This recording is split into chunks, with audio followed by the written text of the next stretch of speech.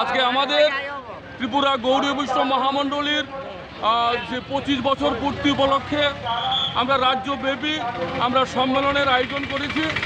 অর্থাৎ সেই সম্মেলনের উদ্দেশ্য হলো আমাদের চৈতন্য মহাপ্রভু যে সন্ন্যাস নিয়েছিলেন আজ থেকে 514 বছর আগে, সেই মাঘ মাসটাকে আমরা উদযাপন তিথি ধরে আমরা এই 2024-এর প্রথম 12ই জানুয়ারি থেকে রক্তদানের মধ্য দিয়ে বৈষ্ণবরাও যে রক্তদান আমরা করতে পারি, সমাজের দায়বদ্ধতা আমাদের আছে। আমরাও সমাজের বাইরে নই, সমাজের সেই রক্তদানের মধ্য দিয়ে আমরা শুরু করেছি।